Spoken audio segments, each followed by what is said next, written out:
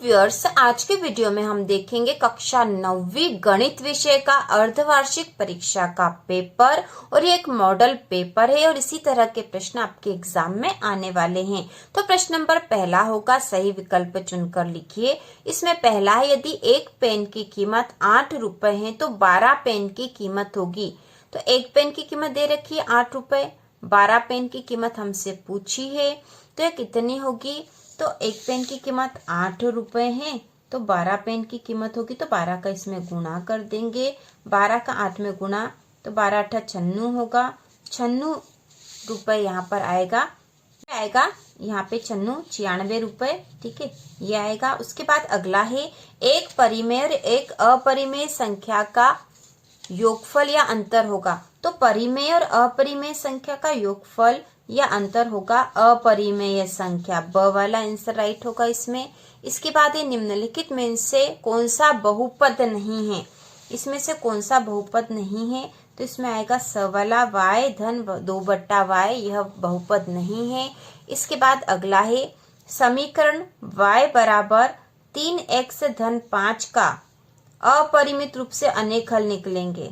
ठीक है, अपरिमित रूप से अनेक हल उसके हो सकते हैं। अगला प्रश्न है, 3 असमरेखी बिंदुओं से जाने वाले वृत्तों की संख्या होती है। तो 3 असमरेखी बिंदुओं से जाने वाले वृत्तों की संख्या होगी 1। इसके बाद अगला प्रश्न है, बेलन के पृष्ठीय क्षेत्रफल का सूत्र है। तो बेलन के पृष्ठीय क्षेत्रफल का सूत्र है 2 पाई r धन h। 2 पाई r धन h। अगला प्रश्न है, रिक्त स्थान में सही विकल्प चुनकर लिखिए। इसमें पहला 50/7 में शेषफल का मान होगा। यदि 50 में हम 7 का भाग देते हैं तो शेषफल का मान क्या होगा, तो हम यहाँ इसको करके देख लेंगे। 50/7 मतलब 50 में हमें 7 का भाग लगाना। 7 का पड़ा 7 बार बोलेंगे तो 7 7 49 बचेंगे। और यहाँ पर एक बच्चा है, यहाँ पे 0, तो एक जो है शेषफल है, तो इसमें एक शेषफल आया है। और हमें यहाँ पे इनमें से बताना था कि 50 में यदि 7 का भाग देते तो शेषफल होगा, तो यहाँ आएगा 1। ठीक है, एक आंसर आएगा यहाँ पे, शेषफल का मान 1। इसके बाद अगला है, 2 चर वाले रैखिक समीकरण का आलेख एक होता है। तो एक सरल रेखा होता है, यहाँ पे आएगा सरल रेखा। अगला है, रेखा का वह भाग जिसका एक अंत बिंदु हो वह कहलाता है किरण। रेखा का वह भाग जिसका एक अंत बिंदु हो वह किरण कहलाता है। इसके बाद अगला है, एक समचतुर्भुज के विकर्ण होते हैं। तो समचतुर्भुज के विकर्ण लंब होते हैं। ठीक है, समचतुर्भुज के विकर्ण लंब होते हैं। इसके बाद अगला है, वृत्त की सबसे बड़ी जीवा वृत्त का होती है। तो वृत्त की सबसे बड़ी जीवा वृत्त का व्यास होती है। इसके बाद अगला प्रश्न है, सही जोड़ियां बनाकर लिखिए। तो यहाँ पर कुछ संख्याएं दे रखी है, इनकी हमें जोड़ी बनानी है। तो इसमें सबसे पहली जो है 0.73/10। तो इसकी जोड़ी किससे बन सकती है, तो यहाँ पे यदि हम 0 को हटाएंगे तो दशमलव एक संख्या आगे बढ़ जाएगा और ये हो जाएगा 0.073। ठीक है, 0.073, तो इसकी जोड़ी इससे बनेगी। इसके बाद अगली संख्या ऋण 5.5 धन 2.9। तो यहाँ पे ये ऋण की और ये धन की है, तो ऋण और धन ऋण होगा, मतलब ये दोनों आपस में घट जाएगी, तो इसको घटा देंगे और फिर बताएंगे हम कि इसकी जोड़ी किससे बनेगी।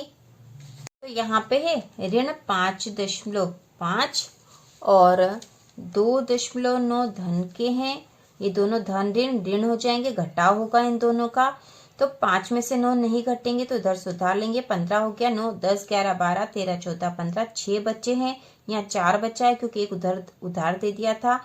तो 4 में से 2 कम हुए तो 2 बचे, 2.6। और इन दोनों पे, इस पे ऋण का चिन्ह था, इस पे धन का था, ये दोनों घटा दिए। लेकिन जो घटाव के बाद संख्या आई उस पे चिन्ह उस संख्या का आएगा जो संख्या बड़ी हो। तो इसमें बड़ी ये 5 वाली थी तो ये ऋण का चिन्ह था इस पे, तो इस पे भी ऋण का आएगा। तो यहाँ आएगा ऋण 2.6। ठीक है, तो ऋण के 2.6 यहाँ दे रखे हैं, मतलब इसकी जोड़ी यहाँ से बनेगी। इसके बाद है 3/5। तो यहाँ पे हमें इसकी देखनी है। 3/5 मतलब 3 में 5 का भाग लगा देंगे। ठीक है, 3/5 बराबर 3 में हमने 5 का भाग लगा दिया। हम सीधा भी भाग लगा सकते हैं। ये छोटी संख्या है, बड़ी है तो ये भाग नहीं जा रहा है, तो यहाँ लगेगा 0, दशमलव की 0 लग जाएगी और 5 छंग 30, 6 बार भाग देंगे, ठीक है, तो ये आ जाएगा 0.6। तो यहाँ पे 0.6 है, इसकी जोड़ी इससे बन जाएगी।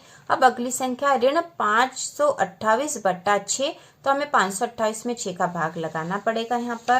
तो हम लगा देते हैं यहाँ पे 528 में 6 का भाग, और ये संख्या ऋण की है तो 6 का भाग लगाएंगे तो 6 7 42, 6 8 बार दे देंगे, 6 48, 49 50 51 52, 4 ऊपर से उतारे 8, फिर 8 बार भाग चला जाएगा, 48 हो जाएंगे, और ये 88 आए, ठीक है, ये ऋण के ही रहेंगे क्योंकि हमने ऋण 528 में 6 का भाग लगाया है, ठीक है। तो यहाँ पे जो संख्या आएगी वो ऋण की ही रहेगी, तो ऋण के 88 आएंगे यहाँ पे, तो ऋण के 88 यहाँ पर है, ठीक है, तो इसकी जोड़ी इससे बन जाएगी। अब अगला है 0.34 धन 0.67, तो इसको हम जोड़ देते हैं क्योंकि इसमें बीच में जोड़ का निशान है, ठीक है, तो इसको हम जोड़ेंगे 0.34 और 0.67, 0.67 इसको जोड़ देंगे। 7 और 4 11 की 1, हासिल का 1, 6 और 1 7, 8 9 10, ठीक है, तो ये हो जाएगा 1.01, 1.01 आएगा यहाँ पर, 1.01 यहाँ पर है, तो इसकी जोड़ी इससे बन जाएगी। अब ये जो दो संख्या है ऋण के 3 है और ऋण के 4.5, और इन दोनों का गुणा करना है। तो जब गुणा करेंगे तो ऋण ऋण धन हो जाता है, गुणा में ऋण ऋण धन हो जाएगा, और 3 में 4.5 का गुणा कर देंगे हम, या फिर 4.5 में 3 का गुणा कर देंगे। तो हम कर देते हैं 4.5 गुणा 3, 3 का पाड़ा 5 बार बोलेंगे, 3 पंचे 15 की 5, हासिल का 1, 3 चौक 12 और 1 13। अभी दशमलव हमें लगाना है, तो यहाँ एक संख्या के बाद ही दशमलव है, तो यहाँ एक संख्या के बाद दशमलव लगा दिया हमने, तो ये आ गया 13.5, ठीक है, तो 13.5 है यहाँ पर, यहाँ पे है, ठीक है, तो इस प्रकार है इसकी, यहाँ पर है 13.5, तो इसकी हमने इससे जोड़ी बना दी है, सही जोड़ी हो गई है। और इस प्रकार की जोड़ियां हमारे बनाने की आएगी एग्जाम में। इसके बाद अगला प्रश्न है सत्य असत्य लिखिए। इसमें पहला है प्रत्येक प्राकृत संख्या एक पूर्ण संख्या होती है, प्रत्येक प्राकृत संख्या एक पूर्ण संख्या होती है, तो यह कथन सत्य है। इसके बाद है मूल बिंदु में भुज और कोटि दोनों शून्य होते हैं, तो यह कथन भी सत्य है। अभी हमने देखा था मूल बिंदु में भुज और कोटि दोनों के मान शून्य होते हैं। इसके बाद एक ऋजुकोण की माप 180 डिग्री होती है, तो यह भी सत्य, ऋजुकोण को सरल कोण भी कहते हैं। अगला है दो सर्वांगसम आकृतियों का क्षेत्रफल बराबर होता है, तो यह कथन असत्य है, ठीक है, दो सर्वांगसम आकृतियों का क्षेत्रफल बराबर हो यह आवश्यक नहीं है। इसके बाद अगला प्रश्न है 5 धन √7, 3 धन 2 √2 को सरल कीजिए, और इसके अथवा में है √5 धन √2 का वर्ग का मान ज्ञात करो।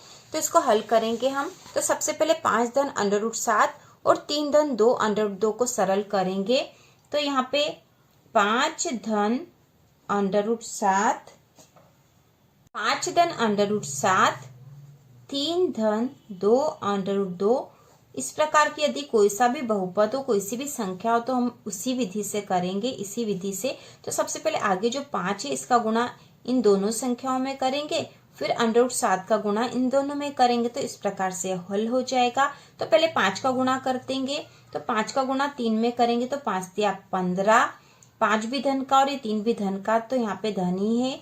और 5 का गुणा आप 2 √2 में करेंगे, तो सबसे पहले यहाँ पे हो जाएगा ये धन का और ये धन का, तो यहाँ पे धन का चिन्ह। 5 का गुणा 2 में करेंगे, तो 5 दूना 10 √2, तो ये यहाँ पे गुणा हो गया। अब √7 का गुणा 3 में करेंगे, तो √7 का 3 में गुणा करेंगे, तो यहाँ पे हो जाएगा धन 3 √7, फिर √7 का गुणा 2 √2 में करेंगे, तो यहाँ पे हो जाएगा धन, क्योंकि सब धन के हैं इसलिए धन 2 √2 गुणा √7, तो इसको और लिख देंगे हम, तो ये हो गया 15 धन 10 √2 धन 3 √7 धन 2 ये दोनों √ वाली संख्या 7 दूना 14 हो जाएगी यहाँ पर।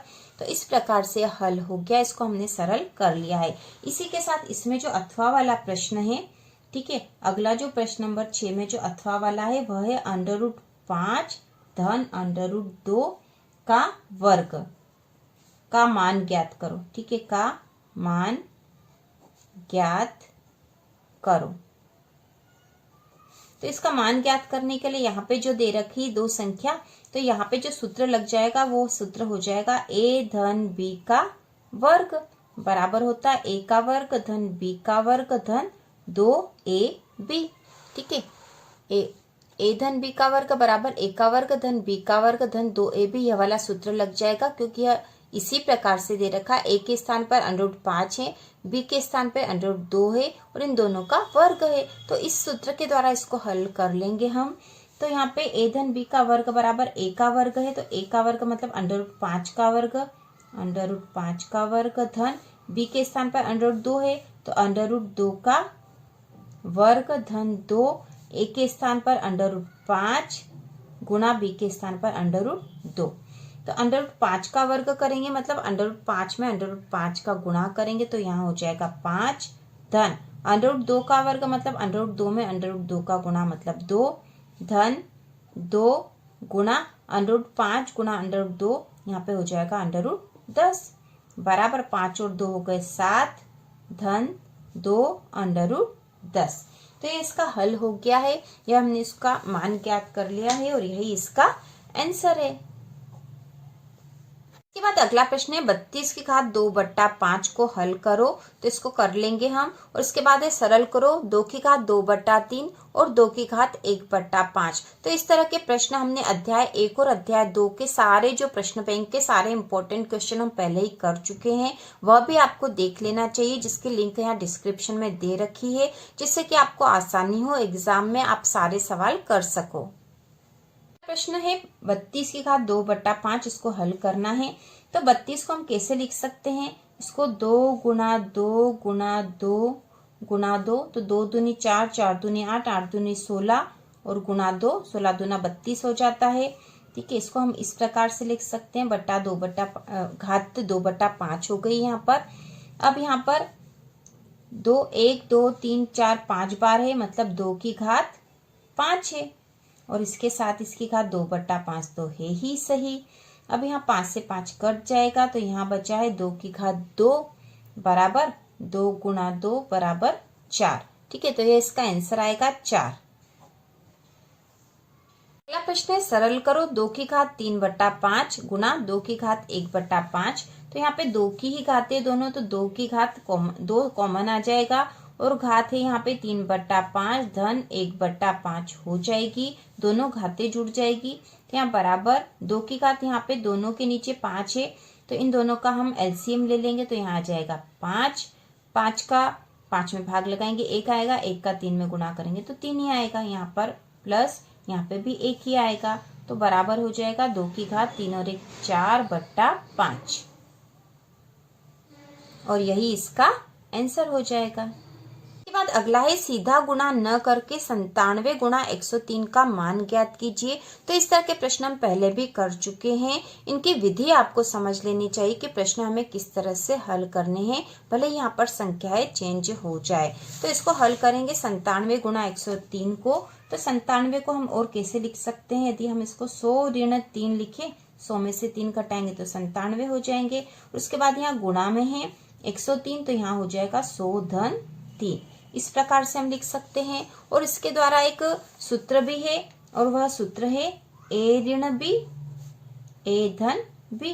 तो a के स्थान पे 100 और b के स्थान पर 3 है और यहाँ पे इस a के स्थान पे 100 और b के स्थान पर 3 है। तो इस सूत्र का जो हल होता है वह होता है a का वर्ग ऋण b का वर्ग। तो इसको लिख लेंगे, a के स्थान पे 100 है तो 100 का वर्ग ऋण b के स्थान पर 3 है मतलब 3 का वर्ग। तो यहाँ हल हो जाएगा, 100 का वर्ग करेंगे तो यहाँ पे 10,000 हो जाएगा, ऋण 3 का वर्ग मतलब 3 का 3 में गुणा 9 आ जाएगा। अब 10,000 में से 9 घटाएंगे तो 10 में से 9 कम होंगे तो 1 बचा, यहाँ बचा है 9, 9 और 9, 9,991 इसका आंसर आएगा। ठीक है, और ये इसका आंसर हो गया है 9,991। के बाद इसके अथवा में प्रश्न है बहुपद 12x की घात 2 ऋण 7x धन 1 का गुणनखंड ज्ञात कीजिए। तो यह प्रश्न हम कर चुके हैं, पिछले जो वीडियो हमने गणित के इम्पोर्टेंट क्वेश्चन बनाए थे उसमें, आप उसी में से देख लीजिए और बाकी के प्रश्न भी उसमें महत्वपूर्ण हैं। के बाद अगला प्रश्न है बहुपद px बराबर 3x की घात 2 ऋण 5x धन 7 के लिए p1 ज्ञात कीजिए। तो इसको हल करेंगे तो यहाँ पे दे रखा p1 ज्ञात कीजिए। p1 मतलब यहाँ x के स्थान पर मान दे रखा हमें 1, तो x के स्थान पर हम 1 लिख देंगे, तो 3x के स्थान पर 1 की घात 2 ऋण 5x के स्थान पर 1 धन 7 बराबर 1 का वर्ग करेंगे तो 1 ही होता है, तो ये 3 ही हो जाएगा क्योंकि 3 का 1 में गुणा करेंगे तो 3 ही रहेगा। ऋण 5 का 1 में गुणा करेंगे तो 5 धन 7 बराबर, अब देखो ये धन धन वाली संख्या पहले जोड़ लेते हैं, तो 7 और 3 हो गई 10 ऋण 5, 10 में से 5 कम करें तो यहाँ आ गए 5। तो p1 हमने ज्ञात कर लिया और इसका आंसर है 5। p1 बराबर 5, आंसर बराबर 5। बाद यहाँ प्रश्न दे रखा है यदि x ऋण 1 बहुपद px बराबर x की घात 2 धन x धन k का गुणनखंड है तो k का मान ज्ञात कीजिए। k का मान ज्ञात करने वाला प्रश्न हमने पहले भी करा था, इसको भी हम उसी तरीके से करेंगे। तो यहाँ पे x ऋण 1 बहुपद px से x की घात 2 धन x धन 1 का गुणनखंड बताया गया था। तो यहाँ x ऋण 1, ठीक है, x ऋण 1 दे रखा है, तो यहाँ पे x बराबर हो जाएगा, ठीक है, x बराबर हो जाएगा धन का 1 क्योंकि ऋण 1 बराबर के उधर जाएगा तो x का मान हो गया यहाँ पर 1। अब यहाँ लिखेंगे हम px बराबर x की घात 2 धन x धन k, तो यहाँ पे x के स्थान पर हमारे पास मान आ गया है 1, तो 1 का वर्ग धन 1 धन k बराबर 1 का वर्ग 1 ही होता है धन 1 धन k, तो 1 और 1 2 धन k हो गए हैं। यदि हम k बराबर मान निकालेंगे, ठीक है, k बराबर तो 2 जो है बराबर के उधर जाएगा तो ऋण का हो जाएगा, तो k का मान यहाँ आ जाएगा ऋण का 2 और यही इसका आंसर है ऋण 2। इसके बाद अगला प्रश्न है बिंदु 3 ऋण 8 में भुज व कोटि का मान लिखिए। तो भुज जो है x अक्ष को कहते हैं, कोटि y अक्ष को कहते हैं। भुज आगे वाली होती क्योंकि आगे x अक्ष वाली संख्या होती है और पीछे y अक्ष वाली संख्या है, तो भुज ये वाली है, कोटि ये है। तो भुज का मान है 3, तो हम लिख देंगे भुज बराबर 3 और कोटि का मान है ऋण 8, कोटि बराबर ऋण 8। तो इतना आसान आंसर है 2 नंबर वाला। इसके बाद अथवा में जो दे रखे हैं बिंदुओं 2 3 4 ऋण 5 ऋण 1 3 और ऋण 3 ऋण 4 की स्थिति किन चतुर्थांश में है लिखिए। तो यह प्रश्न हमने पिछले वीडियो में कर लिया है। हमने गणित के मॉडल पेपर के कुछ प्रश्न देखे हैं और जो कि वेरी इंपॉर्टेंट है, इसके साथ आपको बाकी के प्रश्नों की तैयारी भी करनी है। तो इसी प्रकार के और वीडियो देखने के लिए, कक्षा 9वीं की संपूर्ण तैयारी के लिए चैनल को सब्सक्राइब कीजिए।